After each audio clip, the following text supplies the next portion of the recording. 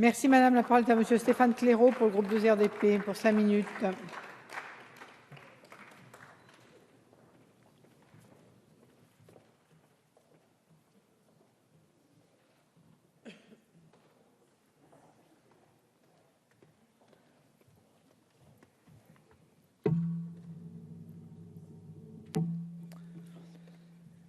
Madame la présidente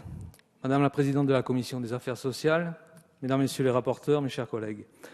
nous voici amenés à débattre du projet de loi de finances rectificative de la sécurité sociale pour 2015, un texte ayant soulevé bon nombre d'interrogations concernant notamment la branche famille de la sécurité sociale et plus généralement la politique familiale de notre pays.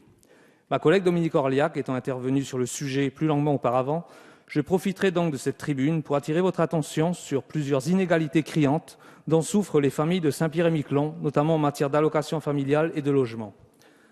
S'agissant des prestations familiales, si la PAJE, prestation d'accueil du jeune enfant, et l'ARS, l'allocation de rentrée scolaire, sont déjà disponibles à Saint-Pierre-et-Miquelon depuis 2008, il est inacceptable que des compléments de ces prestations, tels que l'ASF, l'allocation de soutien familial, ou que le CMG, le complément libre choix du mode de garde, ne soient toujours pas étendus à notre archipel à ce jour, alors qu'ils existent partout ailleurs depuis des décennies. À propos du complément libre du mode de garde, il s'agit de permettre aux parents de l'archipel de bénéficier des prestations relatives à la garde d'enfants âgés de moins de 6 ans. Depuis septembre 2013, la prestation de service unique PSU a été mise en place à la crèche de Saint-Pierre. Toutefois, de par la taille de la population de notre archipel, la capacité d'accueil de l'établissement ne couvre pas la totalité des besoins des familles de Saint-Pierre. Et de plus, je tiens à le préciser ici, il n'existe aucune structure d'accueil de ce type à Miquelon. Par conséquent, vous me permettrez d'attirer votre attention sur la situation des familles qui font le choix de faire appel au service d'un ou d'une assistante maternelle ou à une garde d'enfants à domicile, une source d'emploi également non négligeable dans la situation économique actuelle, afin que les Saint-Pierre-et-Miquelonais puissent eux aussi bénéficier de la prestation du complément libre choix du mode de garde. Selon la réponse qui m'a été donnée, l'extension du CMG nécessiterait notamment une étude d'impact. Je sais que vous pourrez compter sur l'entière collaboration des services de la Caisse de prévoyance sociale de Saint-Pierre-et-Miquelon, qui a déjà bien travaillé sur l'évaluation des besoins, ce qui devrait vous permettre de pouvoir avancer rapidement sur la question. Tant ce qui concerne l'allocation de soutien familial que le complément libre choix du mode de garde, il s'agit tout simplement d'une question de justice sociale et d'égalité sur l'ensemble du territoire national. J'entends bien qu'il est incontournable de trouver un véhicule juridique adapté pour une telle extension. Fort heureusement, nous ne sommes pas, sur ce dossier, dans le même cas de figure que pour l'ordonnance prévue à 2 reprises par la représentation nationale, par des votes unanimes, et qui se fait toujours attendre depuis maintenant 5 ans et demi, afin que les Saint-Pierre-et-Miquelonais puissent bénéficier des mêmes droits en matière de logement que tous les autres Français.